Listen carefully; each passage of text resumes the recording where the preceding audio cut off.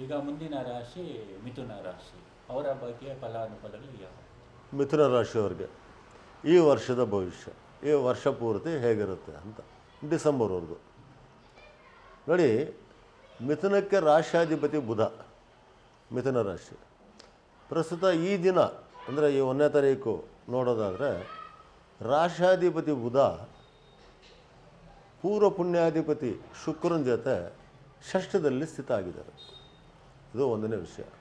ಮತ್ತು ಈ ರಾಶಿಯವ್ರಿಗೆ ಏನಪ್ಪ ಅಂತಂದರೆ ತೃತೀಯಾಧಿಪತಿ ರವಿ ಸಪ್ತಮದಲ್ಲಿ ರವಿ ಮತ್ತು ಕುಜ ಸ್ಥಿತ ಆಗಿರೋದು. ಈ ರಾಶಿಯವರು ವಿಶೇಷವಾಗಿ ವೀಕ್ಷಕರೇ, ಈ ರಾಶಿಯವ್ರಿಗೆ ನಾನು ಹೇಳಕ್ಕೆ ಬಯಸ್ತೀನಿ ಅಂತಂದರೆ ದಂಪತಿಗಳಲ್ಲಿ ಯಾವುದೇ ಒಂದು ವೈಮನಸ್ಯ ಬರದಿದ್ದಂಗೆ ನೋಡ್ಕೊಳ್ಳಿ. ಯಾಕಂದರೆ ಈ ರಾಶಿಗೆ ಸಪ್ತಮದಲ್ಲಿ ಸೂರ್ಯ ಕುಜ ಇಬ್ಬರು ಸ್ಥಿತ ಆಗಿದ್ದಾರೆ. ಸೊ ಈ ಇಬ್ಬರು ಇಲ್ಲಿರೋದು ಸಪ್ತಮದಲ್ಲಿ ಸೂರ್ಯ ಅಥವಾ ಕುಜ ಇರೋದು ಅಷ್ಟು ಉತ್ತಮವಾದದ್ದಲ್ಲ. ಒಂದು ಉತ್ತಮವಾದ ಪಾರ್ಟ್ನರ್ಶಿಪ್ ಮಾಡಬೇಕಾದ್ರೂ ಭಾಳ ಎಚ್ಚರಿಕೆಯಿಂದ ಮಾಡಬೇಕು. ಅಥವಾ ಈ ಪತಿ ಪತ್ನಿಗಳ ಮಧ್ಯೆ ಏನಾದರೂ ವಿರಸ ಆಗೋದು ಅಥವಾ ಅದು ಹಂತಕ್ಕೆ ಹೋಗ್ಬೋದು ಅಂತಂದರೆ ಡೈವರ್ಸ್ ಲೆವೆಲ್ಗೆ ಹೋಗಿ ರೀಚ್ ಆಗಿಬಿಡ್ಬೋದು. ಹಾಗಾಗಿ ಸ್ವಲ್ಪ ಜಾಗ್ರತೆ ವಹಿಸೋದು, ವಿಶೇಷವಾಗಿ ವೀಕ್ಷಕರೇ ದಂಪತಿಗಳಲ್ಲಿ ಏನೋ ಸ್ವಲ್ಪ ಹೆಚ್ಚು ಕಮ್ಮಿ ಆದರೂ ಸ್ವಲ್ಪ ಈಗ ನಮ್ಗೆ ಸಮಯ ಸರಿ ಇಲ್ಲ ಅಂತ ಹೇಳ್ಕೊಂಡು ಸ್ವಲ್ಪ ಅಡ್ಜಸ್ಟ್ ಮಾಡ್ಕೊಂಡು ಹೋಗ್ಬಿಡೋದು ಉತ್ತಮ. ಒಂದೂವರೆ ತಿಂಗಳ ಕಾಲ ನೀವು ಇದನ್ನ ತಪ್ಪಿಸ್ಕೊಳೋದು ಭಾರಿ ಉತ್ತಮ ಅಂತ ಮೊದಲು ಹೇಳಿ ಬಯಸ್ತೀನಿ. ನೋಡಿ, ಈ ರಾಶಿಯವರಿಗೆ ಚತುರ್ಥದಲ್ಲಿ ಕೇತು ಸಂಚಾರ ಮಾಡ್ತಾಯಿದ್ದಾರೆ. ಮಿಥುನ ರಾಶಿಯವರಿಗೆ ಚತುರ್ಥ ಭಾವದಲ್ಲಿ ಕೇತು ಸಂಚಾರದಲ್ಲಿದ್ದಾರೆ. ವರ್ಷ ಪೂರ್ತಿನೂ ಅಲ್ಲೇ ಇರ್ತಾರೆ. ಚತುರ್ಥ ಭಾವ ಅಂದರೆ ಮಾತೃಸ್ಥಾನ ಅಂತ ಕರಿತೀವಿ. ತಾಯಿಗೇನಾದರೂ ಆರೋಗ್ಯದಲ್ಲಿ ಸ್ವಲ್ಪ ಸಣ್ಣ ಪುಟ್ಟ ಆರೋಗ್ಯ ಸಮಸ್ಯೆಗಳು ಬರ್ಬೋದು. ಮತ್ತು ವಿಶೇಷವಾಗಿ ಭೂಮಿಗಳ ವಿಚಾರ, ಭೂಮಿ ಮನೆ ಈ ಕಾಲದಲ್ಲೆಲ್ಲ ಈ ಬೆಂಗಳೂರಲ್ಲೆಲ್ಲ ಕಷ್ಟ ಬಿದ್ದು ಮನೆಗಳು ಕಟ್ಕೊಂಡಿರ್ತೀರ. ಅಂಥ ಕಡೆ ಏನೋ ಒಂದು ಕಿರಿಕಿರಿ ಬಂದ್ಬಿಡೋದು. ಅಥವಾ ಮನೆ ಕಟ್ಟೋದಕ್ಕೇನೋ ಹೊಸದಾಗಿ ಗೃಹ ನಿರ್ಮಾಣಕ್ಕೆ ಕೈ ಹಾಕಿರ್ತೀರ, ಅಂಥ ಕಡೆ ಬಂದು ಅಡಚಣೆಗಳು ಬರೋದು. ಕೇತು ಕೂತಿದ್ರೆ ನೀಚ ಜನರಿಂದ ಕಿರಿಕಿರಿ, ಸ್ವಲ್ಪ ಎಲ್ಲ ಅಡ್ಡಿಗಳು ಆತಂಕಗಳು ಮಾಡೋಕ್ಕೆ ಬರೋದು. ಇವೆಲ್ಲ ಮಾಡಲಿಕ್ಕೆ ಶುರು ಮಾಡ್ತಾರೆ. ವರ್ಷ ಪೂರ್ತಿ ಇದೇ ಇರೋದ್ರಿಂದ ವೀಕ್ಷಕರೇ ನಾನು ಹೇಳ್ತಿರೋದು ಮನೆ ಕಟ್ಟಬೇಡಿ ಅಥವಾ ಮನೆ ಕಟ್ಟಲೇಬೇಡಿ ಅಂತ ನಾನು ಹೇಳ್ತಾ ಇಲ್ಲ. ಆದಷ್ಟು ಜಾಗ್ರತೆ ವಹಿಸಿ. ಆದರೆ ನಿಮಗೊಂದಿಲ್ಲಿ ಒಳ್ಳೆ ಸುದ್ದಿನೂ ಇದೆ. ಯಾಕೆ ಅಂತಂದರೆ ನಿಮಗೆ ಗುರು ದ್ವಾದಶದಲ್ಲಿದ್ದರೂ ಸಹ ಪಂಚಮದ ಮೇಲೆ ಗುರುವಿನ ದೃಷ್ಟಿ ಇರೋದ್ರಿಂದ ಪಂಚಮ ದೃಷ್ಟಿ ಚತುರ್ಥದ ಸ್ಥಾನದ ಮೇಲೆ ಇರೋದರಿಂದ ಕೇತು ಎಷ್ಟೇ ನಿಮಗೆ ಆ ಒಂದು ಅಡಚಣೆಗಳು ಮಾಡೋದು ಕೂಡ ಗುರುವಿನ ದೃಷ್ಟಿ ಇರೋದ್ರಿಂದ ಈ ಅಡಚಣೆಗಳಿಂದ ಒಂದು ಲೆವೆಲ್ಗೆ ನಿಮಗೆ ದೈವಾನುಕೂಲ ಆಗತ್ತೆ. ಅಂದರೆ ಮೇವರೆಗೂ ಸ್ವಲ್ಪ ಶಾಂತವಾಗಿದೆ. ಹೌದು, ಗುರು ಅಂದರೆ ಮೇವರೆಗೂ ಸ್ವಲ್ಪ ಹುಷಾರಾಗಿರಬೇಕು. ಮೇ ತಿಂಗಳ ನಂತರ ಗುರು ಚಾರ ಆಗ್ತಾರೆ. ನೋಡಿ, ಇಷ್ಟು ದಿವಸ ಮಿಥುನ ರಾಶಿಯವರಿಗೆ ಲಾಟ್ರಿ ಏಕಾದಶದಲ್ಲಿ ಗುರುಬಲ ಇತ್ತು. ಸ್ವರ್ಣಮೂರ್ತಿ ಬೇರೆ. ಸ್ವರ್ಣಮೂರ್ತಿ ಅಂದರೆ ಪೂರ್ಣ ಫಲ ಕೊಡ್ತಾಯಿತ್ತು ಮಿಥುನ ರಾಶಿಯವರಿಗೆ. ಹಣಕಾಸಿನ ವಿಚಾರ ಆಗ್ಬೋದು, ಸಂಗಾತಿ ವಿಚಾರ ಆಗ್ಬೋದು, ಒಂದು ಪಾರ್ಟ್ನರ್ಶಿಪ್ಪಲ್ಲಿ ಡೀಲ್ಸ್ ಆಗ್ಬೋದು, ವೃತ್ತಿ. ಯಾಕಂದರೆ ವೃತ್ತಿಗೂ ಇವರೇ ಕಾರಕ ಆಗ್ತಾರೆ ಮಿಥುನ ರಾಶಿಯವರಿಗೆ.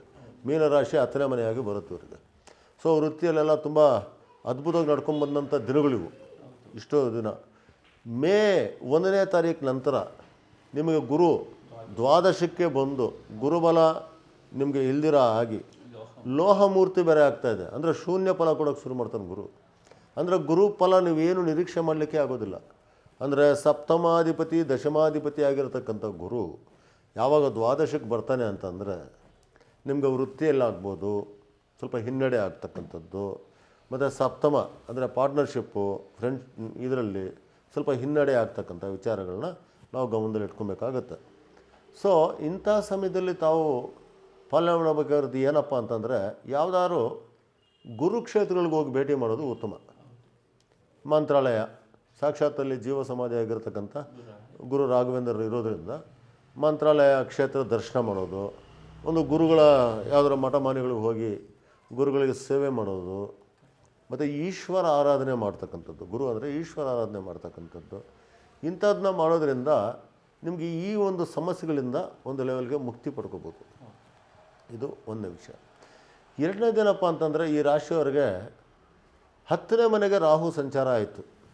ನವಂಬರ್ 28/2023 ನೋಡಿ, ಎಷ್ಟೋ ದಿವಸದಿಂದ ಈ ಮಿಥುನ ರಾಶಿಯವರು ಅಥವಾ ಮಿಥುನ ಲಗ್ನದವರು ನಮಗೆ ವೃತ್ತಿಯಲ್ಲಿ ಬದಲಾವಣೆ ಬೇಕಾಗಿತ್ತು, ಅಥವಾ ಹೊಸ ವೃತ್ತಿಗೆ ನಾನು ಸೇರಬೇಕಾಗಿತ್ತು, ಅಥವಾ ನಾನು ಹೌದು ತುಂಬ ಕೆಲಸ ಕಾರ್ಯಗಳು ಸಿಕ್ಕಿರೋದಿಲ್ಲ ಪಾಪ ಅವ್ರಿಗೆ, ಮತ್ತು ವಿದೇಶಕ್ಕೆ ಹೋಗ್ಬೇಕು ನಾನು ಅಂತ ಎಷ್ಟೋ ಜನ ವಿದೇಶಕ್ಕೆ ಹೋಗೋಕ್ಕೆ ವೀಸಾಗಳಿಗೆ ಅಪ್ಲೈ ಮಾಡಿಕೊಂಡು ತುಂಬ ಟ್ರೈ ಮಾಡ್ತಾ ಇರ್ತಾರೆ. ನೋಡಿ, ಇಂಥವ್ರಿಗೆಲ್ಲ ಭಾಳ ಶುಭ ಸುದ್ದಿ ಅಂತಲೇ ಹೇಳ್ಬೋದು ಈ 1 ವರ್ಷಗಳ ಕಾಲ ಕೂಡ. ಯಾಕಂದರೆ ಈ ಮಿಥುನ ರಾಶಿಯವರಿಗೆ ದಶಮದಲ್ಲಿ ರಾಹು ಸಂಚಾರ ಮಾಡ್ತಿರೋದ್ರಿಂದ, ಕರ್ಮಸ್ಥಾನದಲ್ಲಿ ರಾಹು ಸಂಚಾರ ಮಾಡ್ತಾರಿಂದ ವಿಶೇಷವಾಗಿ ವಿದೇಶಕ್ಕೆ ಹೋಗಬೇಕಾದಂಥವ್ರಿಗೆ ಭಾಳ ಸುಲಭವಾಗಿ ವೀಸಾ ಸಿಕ್ಕೋದಾಗ್ಬೋದು, ವಿದೇಶದಲ್ಲಿ ವೃತ್ತಿ ಮಾಡಲಿಕ್ಕೆ ಅವಕಾಶ ಸಿಗೋದಾಗ್ಬೋದು, ಇವೆಲ್ಲ ಭಾಳಷ್ಟು ನಡೀತವೆ. ಇದೆಲ್ಲ ಬಂದು ಆ ರಾಹು ವಿಚಾರದಿಂದ ಇವರಿಗೆ ಪರಿಪೂರ್ಣವಾಗಿ ಸಾಧ್ಯ ಆಗುತ್ತೆ. ಆದರೆ ದಶಮಾಧಿಪತಿ ಗುರು ವ್ಯಯದಲ್ಲಿರೋದ್ರಿಂದ, ಮತ್ತೊಮ್ಮೆ ಎಚ್ಚರಿಸ್ತೀನಿ, ದಶಮಾಧಿಪತಿ ಗುರು ವ್ಯಯದಲ್ಲಿರೋದ್ರಿಂದ ಈ ಗುರು ಆರಾಧನೆ ಅನ್ನೋದು ನಿಮಗೆ ಭಾಳ ಇಂಪಾರ್ಟೆಂಟ್ ಆಗಬೇಕು. ಗುರುವನ್ನು ಸ್ಮರಣೆ ಮಾಡಿಕೊಂಡು, ಗುರುಗ್ರಹಕ್ಕೆ ಬೇಕಾದಂಥ ಒಂದು ಸಣ್ಣ ಪುಟ್ಟ ಪರಿಹಾರಗಳನ್ನ ಮಾಡಿಕೊಂಡು ಬೃಹಸ್ಪತಿಗೆ ನೀವು ಮುಂದುವರ್ತಕ್ಕಂಥದ್ದು ಒಳ್ಳೆಯದು.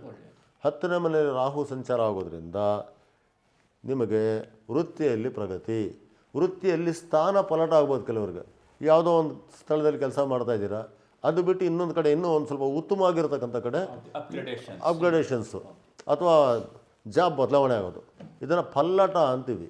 ಅಂದರೆ ವೃತ್ತಿಯಲ್ಲಿ ಪಲ್ಲಟ ಆಗ್ತಕ್ಕಂಥದ್ದು, ಒಂದು ಪಲ್ಲಟ ಆಗುವಂಥ ಸಾಧ್ಯತೆಗಳನ್ನ ಮಿಥುನ ರಾಶಿಯವರು ಈ ವರ್ಷ ನೀವು ಕಾಣ್ಬೋದು. ಇದು 2ನೇ ವಿಷಯ. ಮತ್ತು ಈ ಮಿಥುನ ರಾಶಿಯವರಿಗೆ ಸರಿಸುಮಾರು ಈ ಮಾರ್ಚ್ ತಿಂಗಳ 15ರ ಮೇಲೆ ರವಿ ದಶಮಕ್ಕೆ ಸಂಚಾರ ಆಗೋದ್ರಿಂದ ಅಲ್ವೇ, ರಾಹು ಜೊತೆ ರವಿ ಸೇರೋದ್ರಿಂದ ಸ್ವಲ್ಪ ವೃತ್ತಿ ಮಾಡುವಂಥ ಕಡೆ ಅಧಿಕಾರಿ ವರ್ಗ ಅಲ್ವಾ, ಅಥವಾ ಸರ್ಕಾರದ ಕಡೆಯಿಂದ, ಅಧಿಕಾರಿಗಳ ಕಡೆಯಿಂದ ಏನಾದರೂ ಒಂದು ಸಣ್ಣ ಮಟ್ಟಿನ ತೊಂದರೆಗಳು ಆಗ್ತಕ್ಕಂಥ ಸಂದರ್ಭ, ಅಡಚಣೆಗಳಾಗ್ತಕ್ಕಂಥದ್ದು. ಈಗ ಯಾವುದೋ ಒಂದು ವೀಸಾಗೆ ಅಪ್ಲೈ ಮಾಡಿರ್ತೀರ, ಯಾವ ವೀಸಾ ಆಫೀಸಲ್ಲಿ ಯಾವುದೋ ಒಂದು ಇದು ಮಾಡ್ತಾರೆ, ಆ ಥರ ಎಲ್ಲ ಒಂದು ಸೂಚನೆಗಳನ್ನ ತೋರಿಸ್ತಾ ಇರೋದ್ರಿಂದ, ರವಿ ಮತ್ತು ರಾಹು ಅಲ್ಲಿ ಸೇರಿರೋದ್ರಿಂದ, ಈ ರಾಶಿಗೆ ರವಿ ತೃತೀಯಾಧಿಪತಿ ಆಗಿರೋದ್ರಿಂದ ಒಂದು ಸೂರ್ಯನ ಆರಾಧನೆ ಮಾಡ್ಕೊಳೋದು ಉತ್ತಮ ಅಂತ ಹೇಳ್ತೀನಿ ವೀಕ್ಷಕರೇ. ಸೂರ್ಯನಿಗೆ ಏನಪ್ಪ ಆರಾಧನೆ ಅಂತಂದರೆ, ಬೆಳಗ್ಗೆ ಎದ್ದು ನಾವು 12 ನಮಸ್ಕಾರಗಳು, ಯೋಗ ನಮಸ್ಕಾರಗಳು ಅಂತ ಹೇಳ್ತಾರೆ. ಸಾಮಾನ್ಯವಾಗಿ ಆ ನಮಸ್ಕಾರಗಳು, ಸೂರ್ಯ ನಮಸ್ಕಾರಗಳನ್ನ ಮಾಡೋದು ಭಾಳ ಉತ್ತಮವಾದ ಪದ್ಧತಿ. ಮತ್ತು ಸೂರ್ಯನಿಗೆ ಧಾನ್ಯ ಬಂದುಬಿಟ್ಟು ಗೋಧಿ ಮತ್ತು ಕೆಂಪು ವಸ್ತ್ರದಲ್ಲಿ ಗೋಧಿ ಕೂಡ ಸುತ್ತಬಿಟ್ಟು ದಾರವಾಗಿ ಕೊಡ್ಬೋದು. ಮತ್ತು ರವಿ ಮಂತ್ರ ಕೂಡ ನಾವು ಹೇಳ್ಕೊಬೋದು, ಸೂರ್ಯನ ಮಂತ್ರಗಳನ್ನ ಪಠ್ಯ ಮಾಡ್ಕೋಬೋದು. ಇವೆಲ್ಲ ಮಾಡೋದ್ರಿಂದ ಇಂಥ ಒಂದು ಸಣ್ಣ ಪುಟ್ಟ ತೊಂದರೆಗಳಿಂದ, ಅದು ಇರೋದು ಕೇವಲ 1 ತಿಂಗಳ ಕಾಲ ಮಾತ್ರ ಈ ತೊಂದರೆ ಇರೋದ್ರಿಂದ ಆ ತಿಂಗಳಲ್ಲಿ ಸ್ವಲ್ಪ ಎಚ್ಚರಿಕೆ ವಹಿಸಬೇಕು. ರವಿ ಮತ್ತು ರಾಹು ಇರೋದ್ರಿಂದ ಯಾರಾದರೂ ಲಂಚ ತಗೊಂಡಿರೋರು ಹುಷಾರಾಗಬೇಕು. ಸ್ಕ್ಯಾಮಲ್ಲಿ ಸಿಕ್ಕಾಕೊಂತಾರೆ ಅಂತ ಸರ್ಕಾರದಲ್ಲಿ. ಯಾಕಂದರೆ ರಾಹು ಅಂದ್ರೆ ಒಂದು ಸ್ಕ್ಯಾಮ್ ಅಂತ, ಹಾಗಾಗಿ ಅಂಥ ಒಂದು ಸಂದರ್ಭಗಳು ಬರ್ತವೆ. ಸ್ವಲ್ಪ ಎಚ್ಚರಿಕೆಯಿಂದ ಇರೋದು ಉತ್ತಮ. ತುಂಬ ಜನ ಸಿಕ್ಕಾಕೊಳ್ಳೋ ಸಾಧ್ಯತೆಗಳಿರ್ತವೆ. ಎಚ್ಚರಿಕೆಯಿಂದ ತಗೊಂತ ನಾವು ಹೇಳ್ತಾ ಇಲ್ಲ, ಜಾಗೃತಿಯಾಗಿರ್ಬೇಕು. ಹೌದೌದು, ಜಾಗೃತ ಆಗಿರಬೇಕು ಇಂಥ ಒಂದು ಜಾತಕದ ವಿಚಾರದಲ್ಲಿ. ಮತ್ತು ಈ ಪ್ರಸ್ತುತ ಬಂದು ಕುಜ ಮತ್ತು ರಾಹು ವೀಕ್ಷಣೆ ಇದ್ದಾರೆ. ವೃತ್ತಿಯಲ್ಲಿ ಸ್ವಲ್ಪ ಘರ್ಷಣೆಗಳು ಆಗ್ಬೋದು ಇವ್ರಿಗೆ. ಯಾಕಂದರೆ ಕುಜ ಬಂದು ರಾಹುನ ವೀಕ್ಷಣೆ ಮಾಡ್ತಾ ಇರೋದ್ರಿಂದ ಒಂದು ಸ್ವಲ್ಪ ಮಟ್ಟಿಗೆ, ಸಣ್ಣ ಮಟ್ಟಿಗೆ ವೃತ್ತಿಯಲ್ಲಿ ಘರ್ಷಣೆಗಳಾಗೋ ಸಾಧ್ಯತೆ ಇದೆ. ಅಂದರೆ ಯಾರು ಈಗ ಪಾರ್ಟ್ನರ್ಶಿಪ್ಪಲ್ಲಿ ಕೆಲಸ ಮಾಡ್ತಾ ಇರ್ತಾರೆ, ಆ ಪಾರ್ಟ್ನರಿಂದ ಇವನಿಗೆ ವೃತ್ತಿ ಮೇಲೆ ಸ್ವಲ್ಪ ಘರ್ಷಣೆ ಆಗ್ತಕ್ಕಂಥದ್ದು. ಯಾಕಂದರೆ ಕುಜ ಸಪ್ತಮದಲ್ಲಿರೋದ್ರಿಂದ.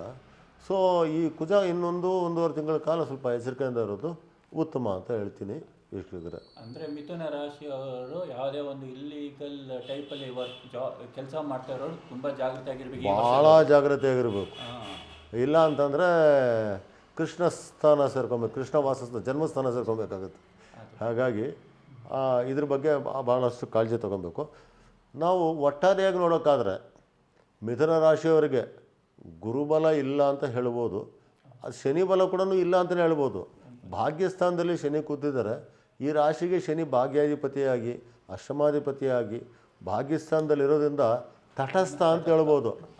ಶನಿಯಿಂದ ಅಂಥ ದುಷ್ಫಲಗಳನ್ನ ನಿರೀಕ್ಷೆ ಮಾಡೋಂಗಿಲ್ಲ, ಅಥವಾ ಉತ್ತಮ ಫಲಗಳನ್ನ ಕೂಡ ನಿರೀಕ್ಷೆ ಮಾಡೋಂಗಿರೋದಿಲ್ಲ. ಇದು ಈ ರಾಶಿಯವರಿಗೆ ಈ ವರ್ಷದ ಫಲಗಳು ಅಂತ ಹೇಳ್ಬೋದು.